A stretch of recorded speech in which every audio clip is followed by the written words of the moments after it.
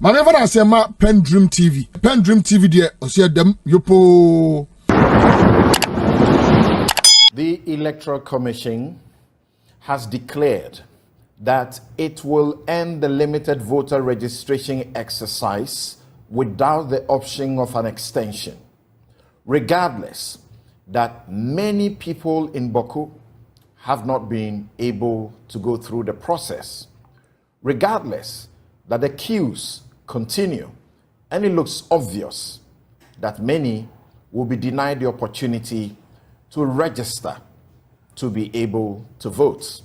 First, in the District Assembly elections, the EC claims that Parliament must help it to be able to bring its new CI so it can do continuous registration after this process. We'll fact check the EC. If without what it is seeking, it cannot do what it must. To Nana Kumia and your personal take. Is that your handwriting? And I borrow your words. Is that your handwriting? Yes. The Electoral Commission Like a doctor's handwriting. must facilitate, not frustrate, the right to vote. And it's important that we situate the right to vote well. I have difficulties with all of us, save for the quote that I have borrowed from you, that the right to vote is the most enshrined in any constitution. Again, you say inalienable right, guaranteed under the Constitution. In a functional democracy, it's very essential. And the Electoral Commission and its actors, including the chairperson, deputy commission, must stop insulting Ghanaians with those ugly words that wait until next year. It is not a right on sale or for sale. It's a deserved, legitimate, constitutional right conferred on every Ghanaian citizen who has attained 18 and of sound mind, consistent with the provisions of Article 42. So the premise must be that all the benefits guaranteed Ghanaian citizens under the Constitution, including the right to vote, must be of easy access to every Ghanaian. So nobody should behave as if you are doing any Ghanaian a favor to get that Ghanaian registered to vote or responding to issues. I'll come to Boku. It is a guaranteed constitutional right. And therefore, government and the Electoral Commission have a responsibility to every Ghanaian to provide ease of access to that right. Don't forget, Samson, the right to vote and registering to vote confers three important rights. One, it gives you the opportunity to participate in the political decision-making process, to influence decisions, to change government. The enthusiasm has been great across the country, given the number of polling stations I have visited personally. Maybe there is a new quest to change government. Young people want to see government change. It also confers on you the right to be voted for. So if you want to be voted for in an election, you acquire it only by being a registered voter. And also the right to appointment to certain public office. Absolutely. Then more importantly, Article 94, as you've referred to it. So let's not treat the right to vote as if it's one of those commodities in the market on sale, that somebody is offering it for sale. Do your best to get it to buy. If you say democracy is expensive, go to Burkina Faso or Gabon. You appreciate why Ghana must invest more. So that by what you are saying, yes, if there was somebody who wanted to contest the district assembly elections, absolutely, and didn't have the opportunity to register, you are denied that. Absolutely. Right. And what kind of compensation can you give that person? Or he wants to change the government, you've denied him the opportunity. Then, Samson, I wonder sometimes when I listen to us as Ghanaians, what is this business of wanting to register to vote, whether district officers or constituency officers or electoral officers? I address one of the concerns raised by Nana Kumia, where you bring in Parliament. I've had the rare privilege to chair even sessions of approval of the EC budget. At least I should say, thanks to the late Basua, the MP for Kumao, who was chairman and I was vice chair, then Osei Mensa Bonsu and my good self. And we do have soft spot for independent constitutional bodies. So I'll respond to it. Now, I've heard the Electoral Commission also argue publicly that blame Parliament. No, they got it wrong. Parliament doesn't prepare budget for the Electoral Commission. Parliament doesn't prepare your financial estimates. What Parliament does is to consider your proposed estimate for purpose of approval and for purpose of allocating money. So if you say that blame Parliament, what did you submit before the Special Budget Committee? Don't forget, Samson, even this right. Are they blaming? How come? Yes, I've heard them publicly say that blame Parliament, that Parliament didn't do allocation. But you can suggest to them if what they bring to you. And I say not, we have. It's not enough. I'm sure even the last session of the EC budget, I probably chaired or vice chaired the committee. We are saying that 2020, 21, 22, 23 is only in 3 you are conducting a limited voter registration exercise. Why? That itself is a constitutional wrong. Every Ghanaian, Article 42 of 18 years of sound mind. So I look forward to a Ghana, maybe a Ghana under John Dramani Mahama, not them. A Ghana where any Ghanaian who attains the age of 18 can voluntarily and freely walk to any office of the Electoral Commission to get registered to vote. That law was made in 2016. I supported right? it and I've spoken to it. So that law is there. We have to facilitate it. So what is the Electoral Commission doing about it? So I come now to his argument. The Electoral Commission now is tying that continuous voters registration exercise to Ghana card, which you are refusing to approve for. First of all, no, even Ghana card, again, statistically they've been proven wrong. Samson, your men have gone around the polling stations. Is it Indians and Chinese who are queuing to get registered to vote? It's Ghanaians. They are being guaranteed. And I understand that statistically 63 persons have guaranteed for some Ghanaians to get registered to be on the electoral roll. Article 45, a function of the Electoral Commission, to compile a voter register.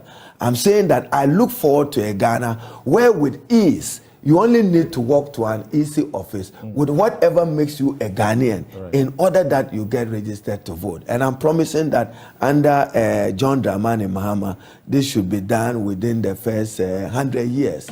Of 100 days, the first 100 days of his presidency, even though the Electoral Commission is independent, government will facilitate their ability to be able to do that.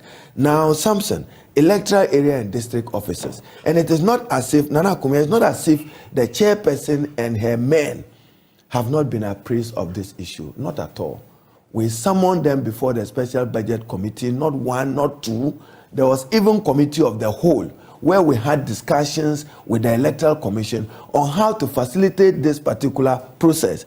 Now, the benefit of registering voters at a polling station, how come that the NPP you have polling station executives? Because all the political parties have learned from the process. So voters go to where they vote on election day. So first of all, the political benefit of registering me at my polling station gives me the benefit on election day to know where to cast my vote. That is politically beneficial to the individual, to the Electoral Commission, and to Ghana's democracy. Now, if you say district officers, you have related to cost in Accra. I mean, take Daboya and take Mount Cargo. In fact, when the EC chairperson and her deputies appeared before Parliament, I used the example of Bole, where it may probably even take you more than a day to cross over to the district office in order to get registered as a voter. In the Afram Plains, you may have similar positions. I've heard Honorable Betty talk about the difficulty she is going through in terms of voters. I've heard an MP of the New Patriotic Party, not NDC, say that I'll spend over 30,000 transporting persons. Is that his responsibility? Must that additional burden be shifted on it? So, Samson, we should discuss this matter within the context that the Electoral Commission must appreciate that they are not doing any Ghanaian any favor. Okay.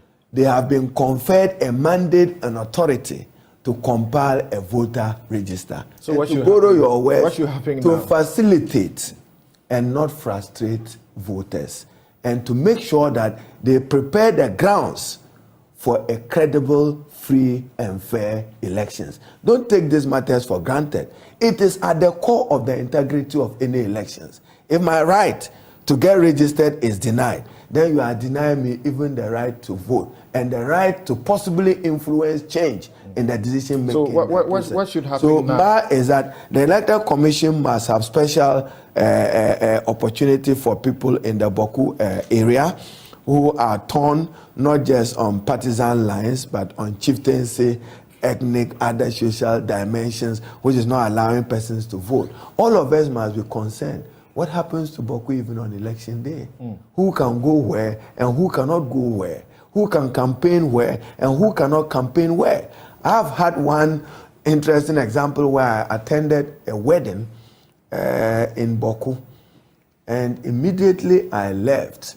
The interpretation that was given to my visit gave me cause to be worried about the nature of the violent conflict in Boku.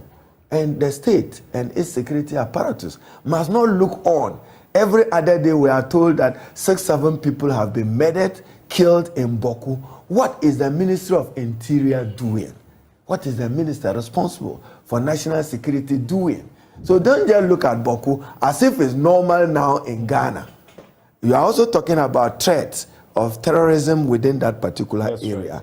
And that becomes a veritable path for anybody to launch onto our country, whilst calling for calm for the people of Boku, calling for peace. They've coexisted. Whether the process is almost over. What should be done now for places like Boku and also far to reach places where the EC had initially given a certain indication that it was going to multiply the centers, even if it was not going to Samson, I wish we had time. This is my practical experience.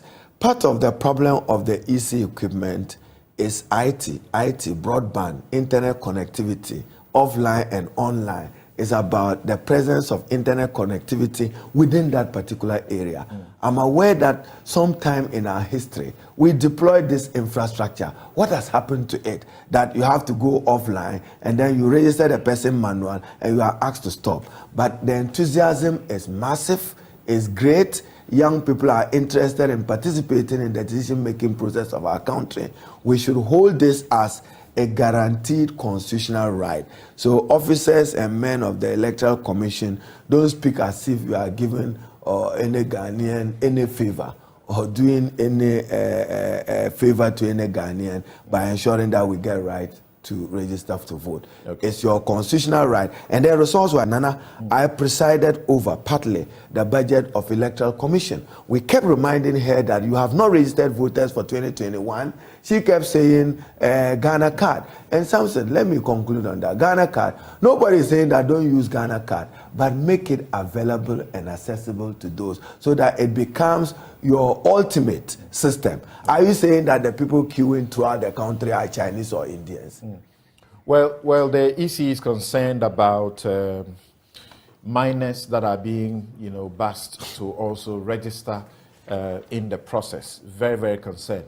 We can hear Duke now, Aaron. If we can hear him, and then after him, we take a break and return to look at Alan. Focus on the youth, because out of the over 17 million registered voters in the 2020 general elections, the youth aged between 18 and 35 constituted 9.4 million voters, representing 55% of the total voters. And that's where he's going to focus on. Are they concerned about what is going on now? Hello, Duke. This doesn't serve any purpose. Arguably something, not for me to make a judgment on Alan Kyerematen's decision to quit and to depart from the New Patriotic Party and want to run on his own.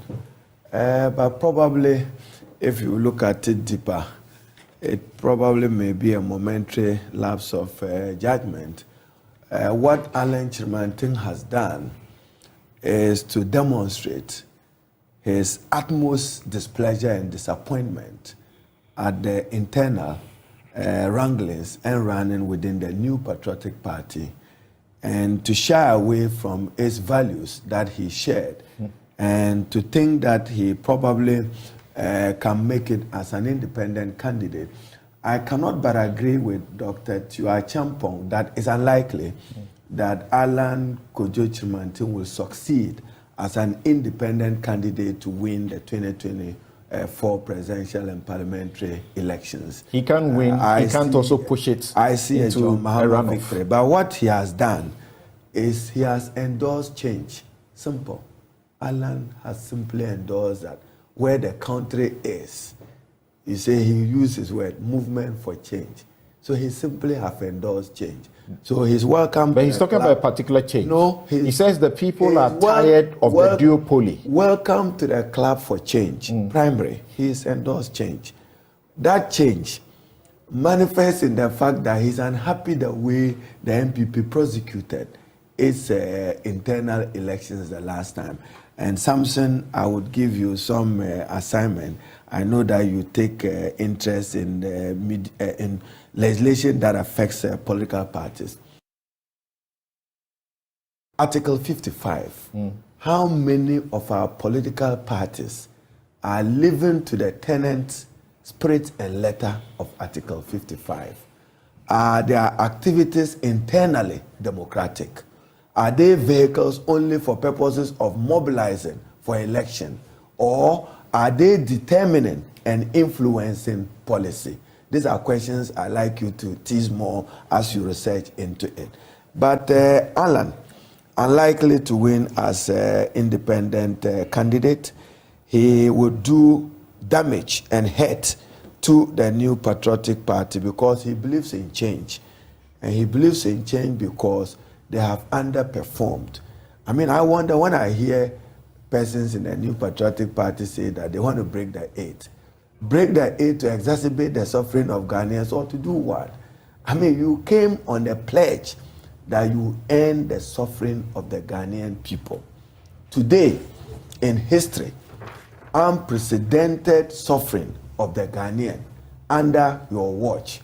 I mean, Ghana as a rising star in Africa with promise in our economy, we are now witnessing the worst of our economic times.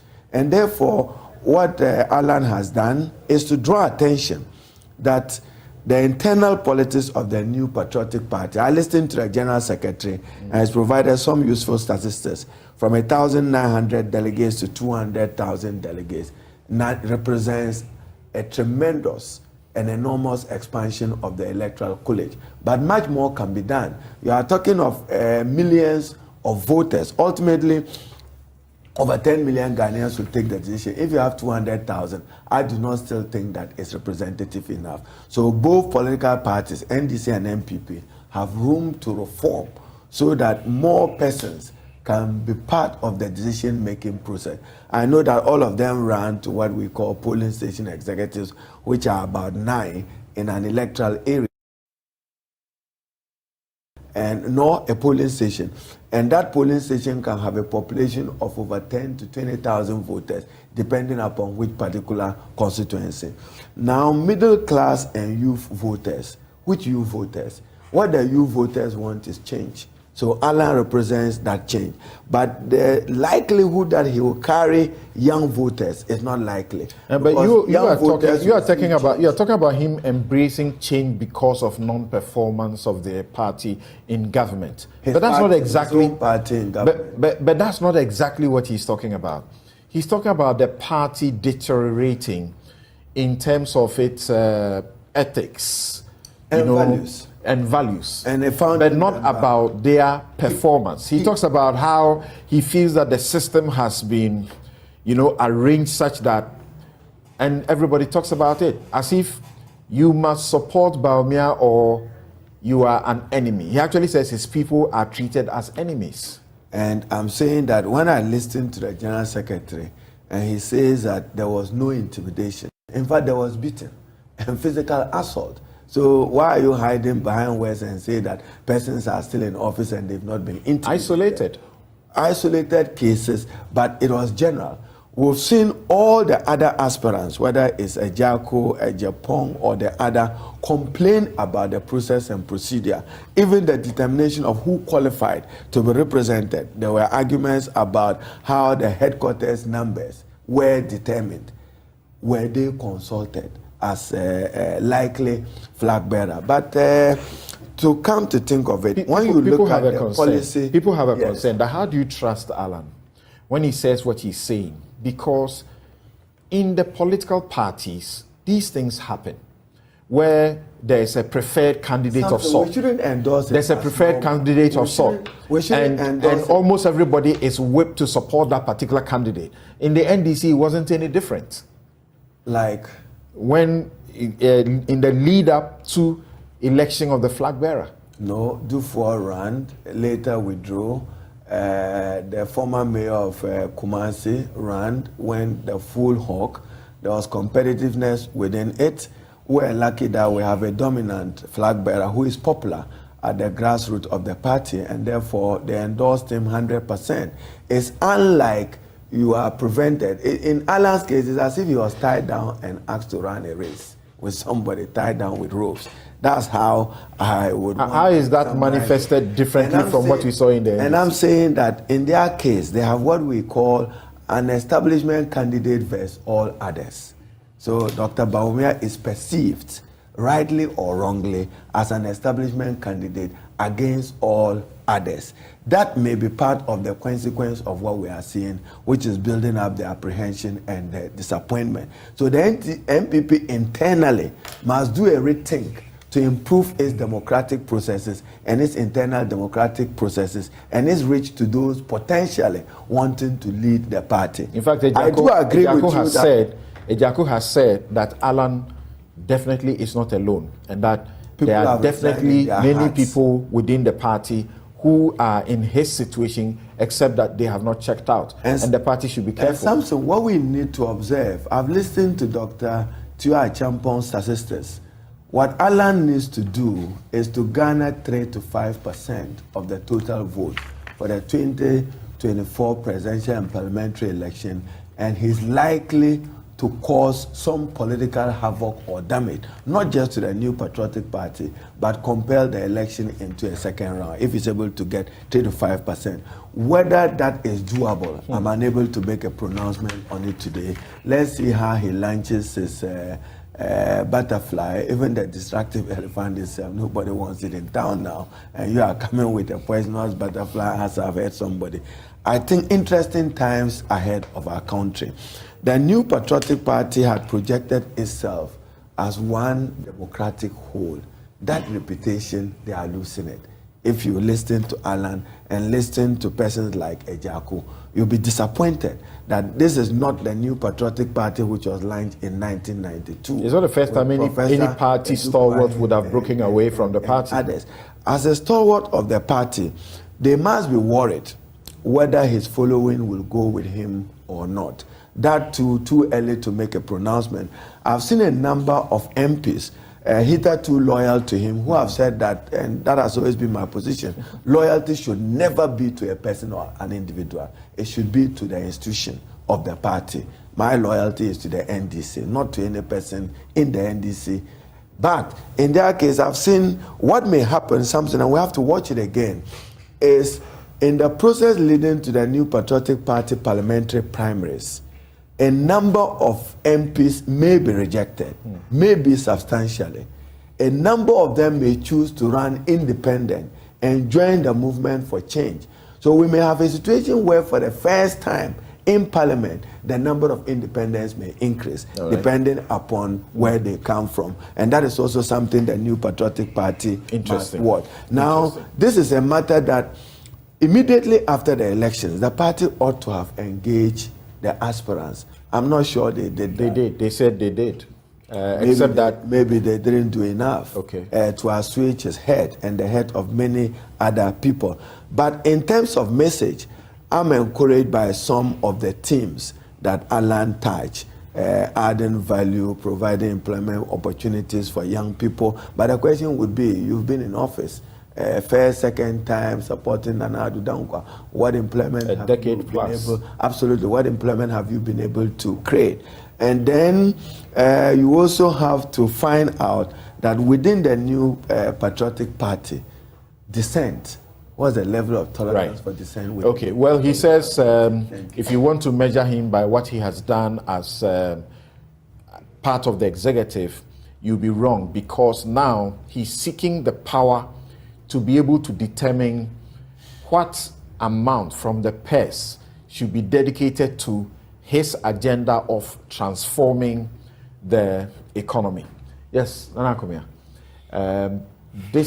These are not good times for you. Well, Samson, if you had watched my face, you could see I was very amused at the sentiments expressed by Haruna Iddrisu. Yes, and I'm surprised at those sentiments. I agree with him on one breath that internal wranglings and internal disagreements and accusations of counter-accusations of intimidation and other unacceptable and unethical practices within the political parties is right on the point. But within the new patriotic party, we've had concerns that some flag bearers could not even have access to those delegates in your just ended... Which ones? Where you, in northern region, I know 2 or 3 flag bearers. I've listened to Kennedy Ohina Ajekum, I've listened to Kennedy Ajepo and others who simply didn't have access to those who were to exercise the vote. That cannot be acceptable. How is that possible? The delegates were... The delegates wouldn't meet them? In fact, the delegates were locked up. You should be aware, their phones even seized from them. In some instances, even if you call a delegate, you are told that they will put it on a voice call before they identify who spoke to him. We know what happened. So we are saying that those practices cannot be acceptable. In the northern region, this happened. In the northeast region, this happened. And in Ashanti region, this happened.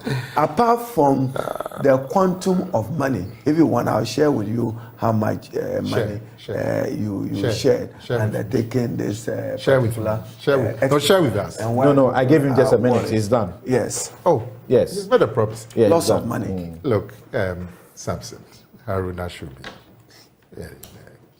you sit up. This Jerry Rawlings matter. You say Jerry Rawlings is not on the books at the Electoral Commission. That's what you are saying. For the National Democratic Party. Never broke away from the National Democratic Party. Is Jerry Rawlings' name on the books at the Electoral Commission as the founder of the NDC? The NDC's constitution has him. That's what I'm saying. But when you're talking of books at the Electoral Commission, you don't find his name. Okay. Now the second point, quickly. Chief. But in our constitution, Chief. His vision this business informed the about formation of the internal NDC as his founding father. I didn't want to even go to Dufour because you said there was no time. There was a time somebody picked the form at the NDC head office. The person who gave the form to that person to try and fill forms to contest was sacked. So let's not go there.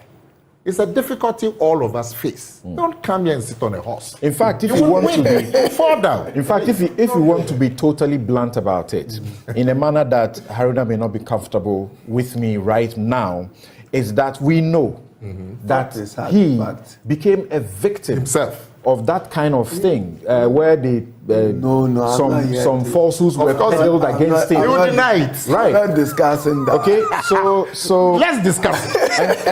and we know that some of these things are what led to the coup that happened, which I know the party has regretted, because you can have a better leadership in parliament than you have now.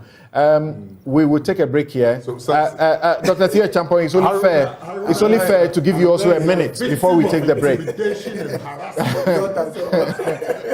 As for that, I am very certain about that. The party has regretted it deeply, the kind of leadership they have in parliament now. Yes, Dr. Theo Champong, just a minute. That's how much is borrowed. Now, you would also see that in terms of commercial creditors, we owe about 20 billion. 5.6 billion to multilateral and others, about 1.9 billion to China. Not until you conclude this, you don't say that you are on course in terms of your recovery and others. Investor confidence in our economy is all-time low. Cost of living is all-time high.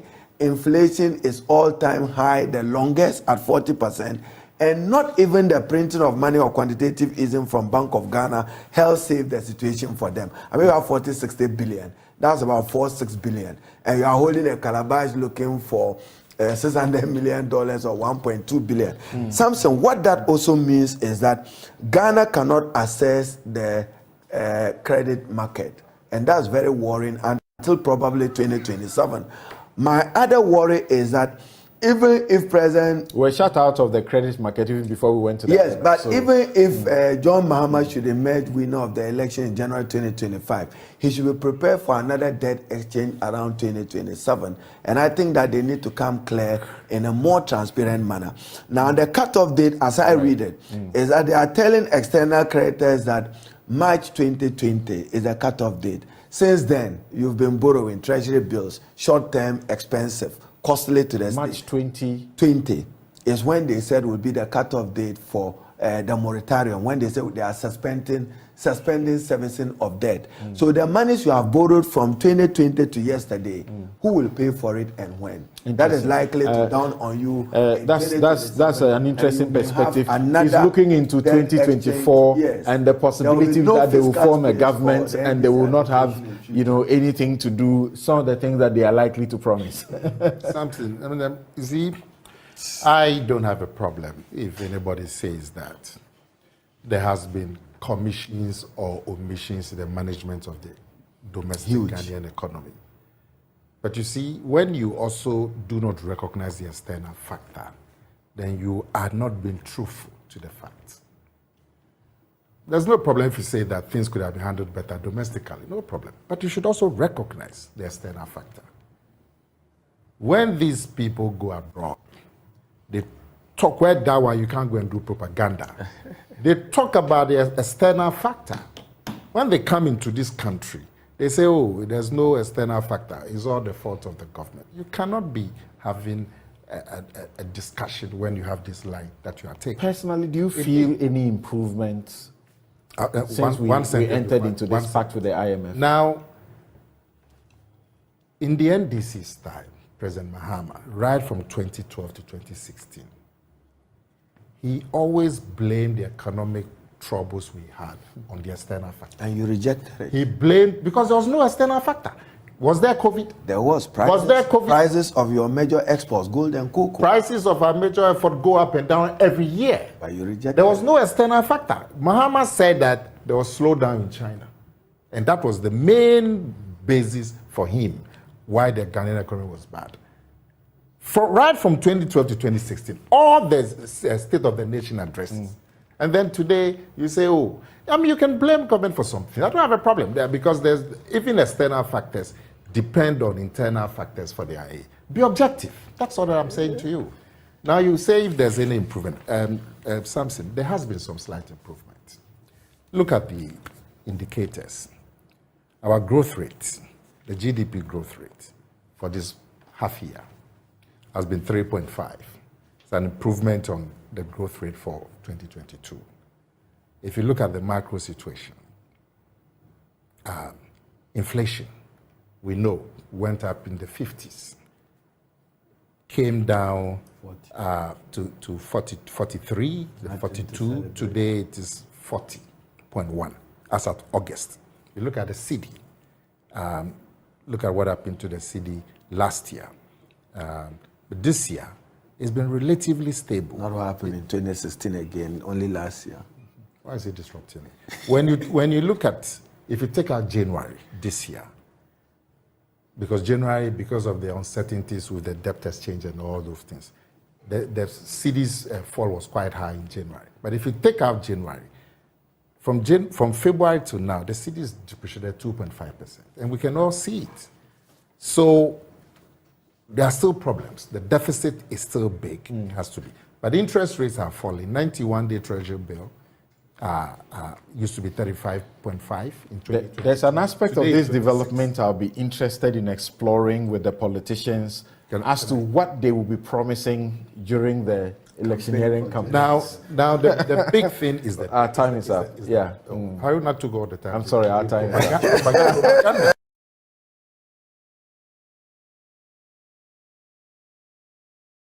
Dedi kama Mamena PENDREAM TV ase.